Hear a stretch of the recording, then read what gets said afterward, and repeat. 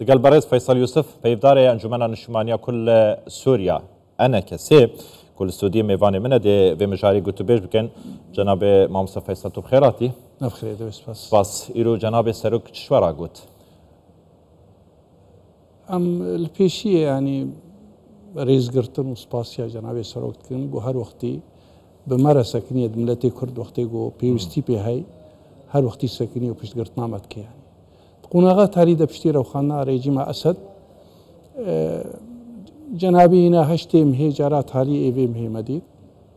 و برپیدانا اواغو چاوای کلوستا کردی و قناغا سوريا تيرا درباس بي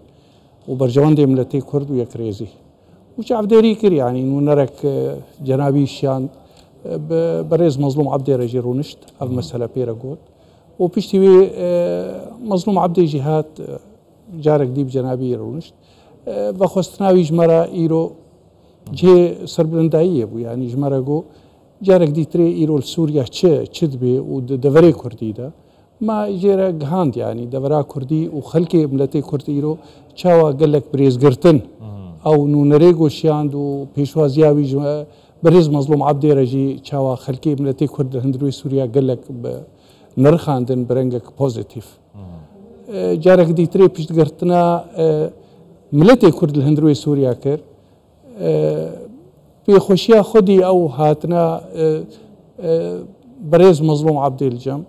جارك دي تكذيكر وكنجوانان اجتماعي كردي وكبري بيوندي ما بجنابي ويرا ببارتي ديمقراطي كردستان بسروكاتيه تماميرا خوش بقو دوي اف يك هلوست كاروري كلامي البيشاوي ناشنا بين هلاندنج بقو اريكاريه بكي وام دست بي باش سرق بازاني بحثا هبديتنا خود قال مظلوم عبدي كرج بوا بلي بحث كر تشتك بوزيتيف انه تشتي دا خوازي بري جارادي تري ما بيرا بحث كري او تشتي جو بري 4 صالات بونك او ديالوكا جو نشو سري او كلامي بيرا بحث كربون يك ريزيا ملتي كرد ويك هلوستاوي وچاوا كاربي اريكاريه بكي بخوشبو يعني او رونشتن مظلوم عبدي جيب دورا خوك ما فهم كر ارينيك السركريه جو چاوا بيشغيريا ويك هلوستي بكي يك ريزيا كردي بكي زور باشا تيجهشتنو شيرتن سروك بازاني بوا چبون لسر چوناوش بو شامه یا خود لسر اداره انو یا سوريا سروك بازان شوارا قوت يا هري سركان اون ملتي كرد بهفدوره چت خوازن دا خوازي ملتي كرد هندروي سوريا دوي قوناغي دچنا بهفدوره وكهي السربي سكناندن دا خوازي ملتي كرد من ني اليه كيبن انجومني بن يا غير انجومني او دا خواز شوا بيرا كاركي هفبش بي وك نافي كرد وك ملتي كرد الشامي بي دا خواز كرن و بيك هاتي سوري تمامير زور باشا چما هن قال حسد نارونن يعني از دبيجن بريجي امرونشتنا يعني بري نهاجي امرونشتن دا اخريمها 12 هذا اتصالات شويده وبري ويجي 2020 ويرا كلامي جو هاتن بيشياوينا يعني بيشيا كارو باري ما ايجو لازم ملف كربانا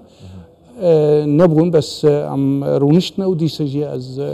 ام رونن يعني سروك بارزاني شورانا قلت كنجي قال حسد برونن ياخذ شيرتي دوي تشبون شبو شيرتي انه بهفرا يك دنگ بن يك قطار بن بهفرا بچن بو شامه دا خزا يعني تحقيق ما فين كردان بكن شيرتي بوي اليبون انه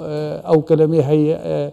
بپشتی وادیت نگو چه بون ریو بویا جبو دیالوگی ودانستانی ورونشتن از دبیجم دمکنیزیک تجیه کاربن لفرون. كينجي ابدا من زيك يعني كاد فيصل بابا صامت شيء يعني هنگ دبيجن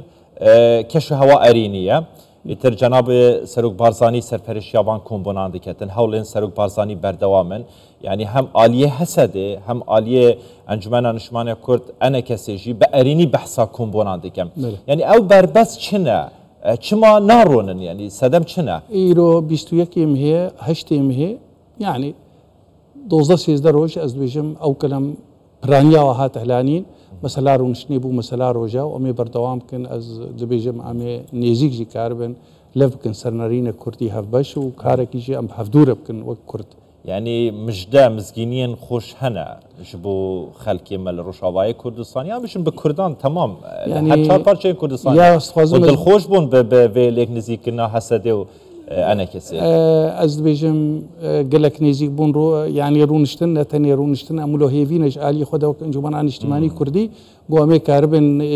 يكريزيه كي يكلوستا كي وكاركي بشي بكن سرانسري سوريا دا امولو هيفينجي جنابي وينا ايرو تيكليا بجهيغو كاري درو دورا دولتا وجهدي تري بشغرتنا قضيه كردي واراميه هندروي سوريا تمام يرتكي و ملتي كرجي هر وقتي ام قلق قشن قد روجيتي دا و هر ويب ميري بشتغيري ما و رونشتني ماجي بشتغيري برونن كاك فيصل وشرطو مرج سر هفدو دروس كرينا يعني باور بكي ماجي وكن جمانان اجتماعي كردي بري شرطو مرجي من ابون تاني مدقو ام كاربن بهفدورا كاركي بكنش بو ملتي خوا ام كاربن يكريزي او لفكرني جو بريجي ملفكري هي وقت ريجيم موجود ام كاربن بهفدورا ما ايمات الشرط مرجي مرابون غيري برجوان دي ملتي ما ايروج هر وقت بيتر الشرط مرجنين غيري ام كاربن يكروستا كردي وام كاربن بهفدورا كاركيش بو ملتي خوا زور باشه حتما واش سروك بارزاني راغوتيا ايرو دخوازين كردان چنه ده سوريا انو دا جنابي سروك يعني نكتب تفصيل في تايبنت منديه جو تشتيغو اون بهفدوره بكن ولف بكن ودانو ستاني بهفدوره بكن امي بشتكيري بنت تشتي اون لف بكن داخوازي ملتي وچنا بهفدوره نقال يكتني اون تمام بهفدوره ببي داخوازي ملتي كرت امي بشتكيري زور باشه هين وك انا كسي بيوندين ود باشن دقل حكومات يا مشن اداره نو سوريا حتى انها يعني او تشتيغو بريز احمد الشرع قوتي نسبة كرد وهلانينا تعدي وظلم وقهرتنا دي يعني او كسيغو جهي خو دركتي فقرن جهي خو ما جي نرخان برنجكي بوزيتيف وام بين تشتكي باشا تيكليه دايركتي جو ام بهدورون حتى انها نبويا لي ام دنجي خود جهينن جو روجي باشا روجي سورياتي هاجر كونغرك دياروكا نتويد هندروي سوريا ده بيا برنجا كيديتري ام وكملتي كرد ام تبلي ببن نريني اخوان نتني مساله كردي سوريا ديمقراطيش بربي ديمقراطيه سوريا نافندي وملتي كرجي ويتي ده نب مافي هنجاش بينم بسبي روجا كردان لروشافاي كردستاني ام بهورن توقع واجبو هيك تشتكي ناشن تشتكي جنشكي و مترسيك دروز بيتن سر روشافاي كردستاني تشتكي بي مطر سنين ايرو تنري سوريا ده قناغك نو مهوني فك ريجيما اسد بشتي شيستو صال سوري حكم كريه قال لك مطر سين هنا لي بقاسي وناجي قشبونك هي قناغان وقوي سوريا كنو افابي هر بيك هاتي تي مافبن لي ام دبيجن و هر وقتي او سياساتي جو كرد هاتنا ارمانش كرن ويتنبي يك هلوستا كردي ويبكار وري ازبينا كارم تكزيه بكمش برغو جنابي سروك نافدا ملتي متمام جدا خوازا او امي كاربن